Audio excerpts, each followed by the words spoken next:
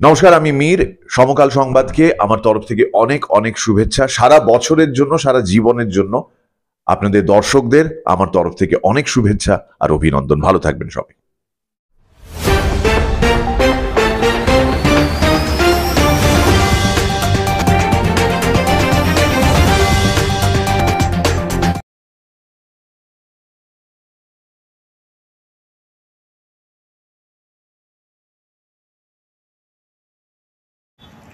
দমদম গোলাঘাট সম্মিলনী দুর্গা উৎসব কমিটির ৪৭তম বর্ষের খুঁটি পুজো। এইবার তার থিম ব্রেকফেল।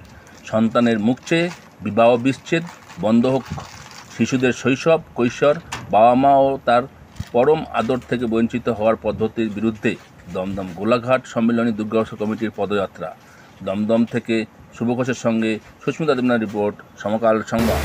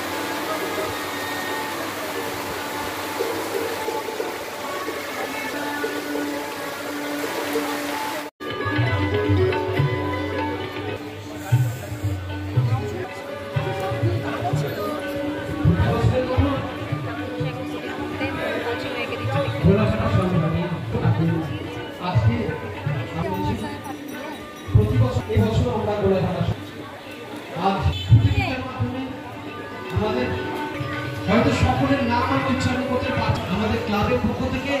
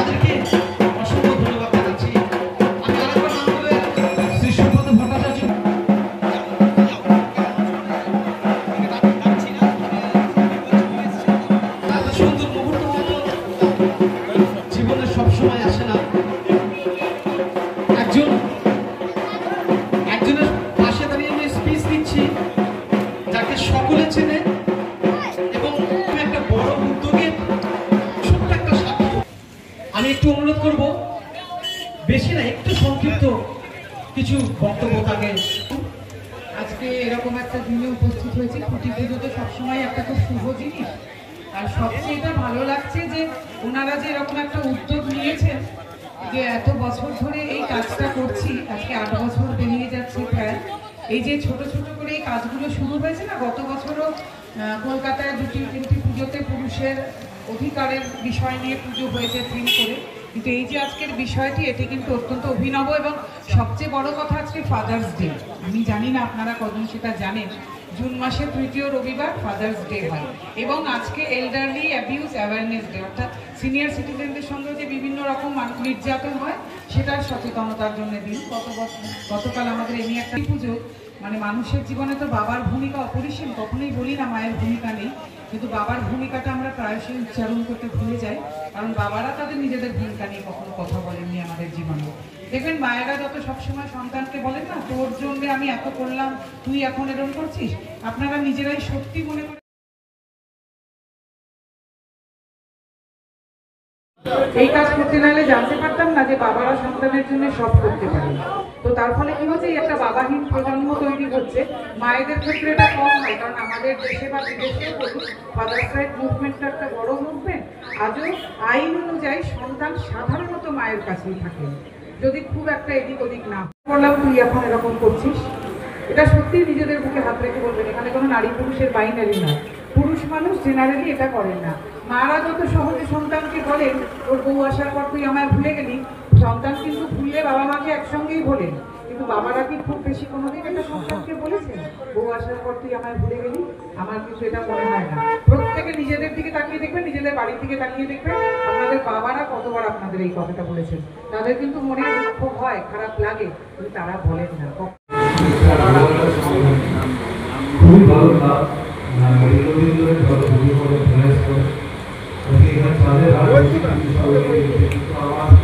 খুব ব্যস্ততা আমি আমাদের সঙ্গে সঙ্গে ফোন বলছি তিনটের মধ্যে বসে আমার সভা আমি আগেই সম্পর্কে বলছিলাম, তারপর সবাইগুলো কাজ করে দিতে হবে, কিন্তু আমি সবসময় তাদের সাথে যুক্ত একটা আমার কেন্দ্রের মধ্যে খুব ভালো পুজো দেওয়া হয়। এখানে সুবর্ণ বন্দ্যোপাধ্যায়ের মতো খুব বড় একজন আমাদের শিল্পী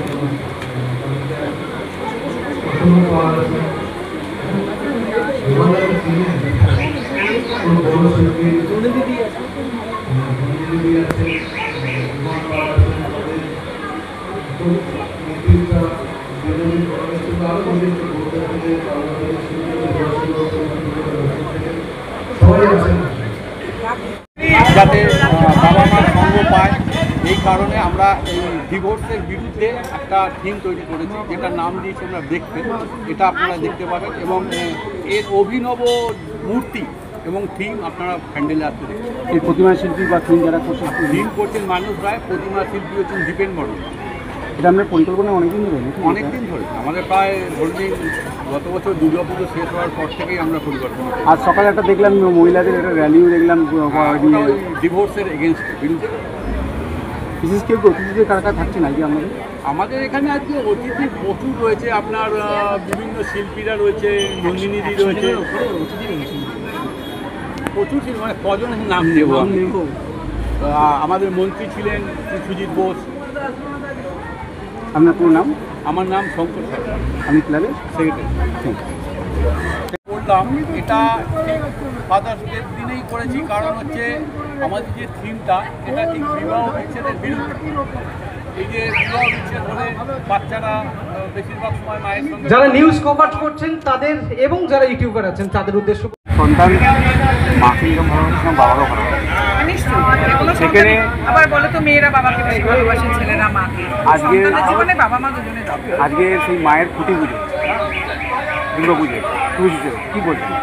না খুবই পুজোটা একটা সবসময় শুভ ব্যাপার, সবসময় ভালো লাগে। আমি ওনাদের সাধুবাদ দেবো যে ওনারা সমাজে একটা সমস্যাকে ওনারা তুলে এনেছে। এটা খুবই এগুলোকে সমাজের সমস্যা, এটাকে তুলে আনাটা দরকার। এটা সমাজের সমস্যাকে যে ওনারা তুলে এনেছে, এটা কিন্তু একটা প্রশংসার যোগ্য। কারণ আজকে দেখুন আপনারা পুজো করার সময় তো কী হয়, খুঁটি পুজোতে কিন্তু ট্রেন অ্যাক্সিডেন্ট আসে, হয়তো এবারে আহমেদাবাদে ট্রেন অ্যাক্সিডেন্ট আসবে, যুদ্ধও তো আসে, জল যে কমে যাচ্ছে পৃথিবী থেকে সেই সমস্যা আসে, আরও নানান সমস্যা নিয়েও তো আমরা পুজোর থিম বানাই।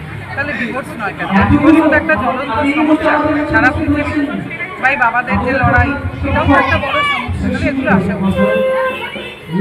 তারপরে বার্তা দেবেন আগের পুজোর না, আমি চাইবো যে এই ব্যাপারটা সবার কাছে পৌঁছয়।